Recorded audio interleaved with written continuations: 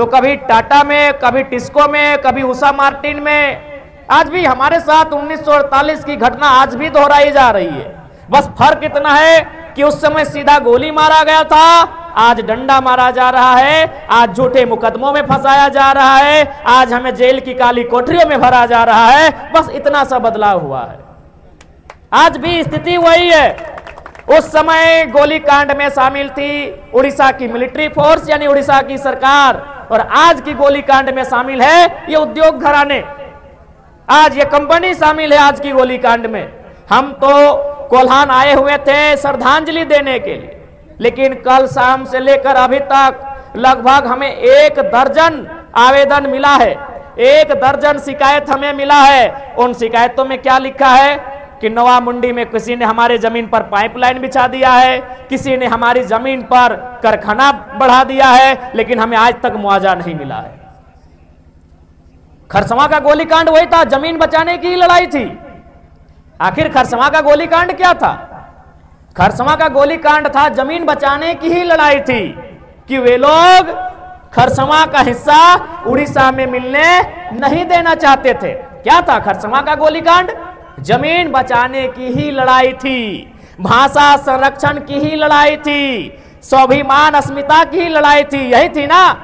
क्या था भाई खरसवां गोलीकांड? यही था कि हम अपनी जमीन को उड़ीसा में नहीं मिलाएंगे। लेकिन आज हमारी जमीन टिस्को में मिल गई, कहीं टाटा में मिल गई, कहीं उषा मार्टिन में मिल गई, लेकिन आज हमें कुछ नहीं मिला। आज बहुत सारे मीडिया वाले भी बैठे हैं, हमसे कहते हैं कि आप उद्योग के विरोधी है क्या? नहीं, हम उद्योग के विरोधी नहीं है, हम कंपनी फैक्ट्री के विरोधी नहीं है। हम बस ये चाहते हैं कि जिनकी जमीनों में फैक्ट्री है, जिनकी जमीनों में कंपनियां हैं, उन रैयतों को 3rd और 4th ग्रेड की नौकरी आजीवन मिलना चाहिए जब तक कंपनी और फैक्ट्री रहेगी। कोई उद्योग के विरोधी नहीं है भाई। ये कुर्ता उद्योग से बनता है, ये जींस उद्योग से बनता है, ये मोबाइल उद्योग से बनता है, ये माइक उद्योग से बनता है, ये रुमाल उद्योग से बनता है। उद्योग का विरोधी कोई नहीं है। बस हम कुछ सुधार चाहते हैं, हम कुछ परिवर्तन चाहते हैं, और वो परिवर्तन मामूली है। आज टाटा की बात करिए, आज टाटा का संपत्ति 20 लाख करोड़ रुपया है। आज टाटा का पूरी दुनिया में नाम है, अच्छी बात है। लेकिन मेरा एक सवाल है कि जिन लोगों को टाटा ने जमीन देकर बसाया था, क्या आज उनके पास 2 करोड़ की प्रॉपर्टी है? तो मेरा तो बस एक रिटर्न सवाल है हमारा। जी हां, आज टाटा की संपत्ति 20 लाख करोड़ की है, लेकिन जिन लोगों ने टाटा को जमीन दिया, क्या वे लोग 2 करोड़ के भी काबिल हो पाए इन 100 सालों में? बस यही तो मेरा सवाल है। हम उद्योग के विरोधी कब से हो गए? हम कंपनियों के विरोधी कब से हो गए? बस हम आपके तरीके के विरोधी हैं, और अगर यही तरीका आपका रहेगा तो कल भी हम आपके विरोधी रहेंगे।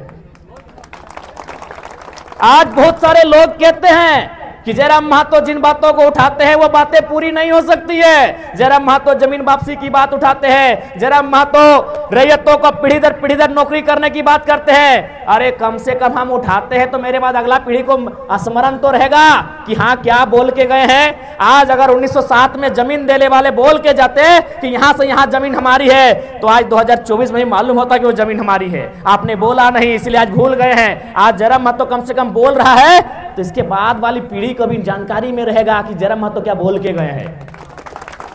लड़ाई चलती रहेगी। आज लड़ाई हम कई वर्षों से लड़ रहे हैं, कई दशकों से लड़ रहे हैं, हमें लगता है सैकड़ों 100 सालों से लड़ रहे हैं, लेकिन लड़ाई लड़ रहे कि नहीं, चूंकि हमें मालूम है। तो ठीक उसी प्रकार आज अगर जयराम महतो इन मुद्दों को उठा रहा है, अरे आज पूरा हो या ना हो, आने वाली पीढ़ी भी इन मुद्दों को उठाएगी। आज अगर हम ना बोले, आज अगर हम गूंगे हो जाए, तो आने वाली पीढ़ी को आइडिया ही नहीं रहेगा। ठीक है, हम मानते हैं कि जिन विषय को मैं उठा रहा हूं सदन में, जमीन वापसी का मुद्दा, रैयतों को 3rd और 4th ग्रेड में आरक्षण का मुद्दा, ठीक है, हो या ना हो ये सदन का मामला है, लेकिन कम से कम आपके जहन में तो है, आपकी जानकारी में तो है, और आपको भी ये तो तर्क संगत तो लगता है कि हाँ ऐसा होना चाहिए। मेरे बाद कोई और उठाएगा, लेकिन आज अगर जयराम महतो ना बोले तो मेरे बाद कौन बोलेगा फिर?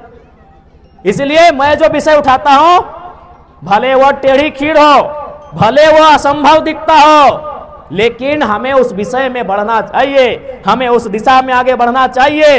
बस हमारी यही तो फरियाद है। आज बताइए हम क्या विषय उठाते हैं।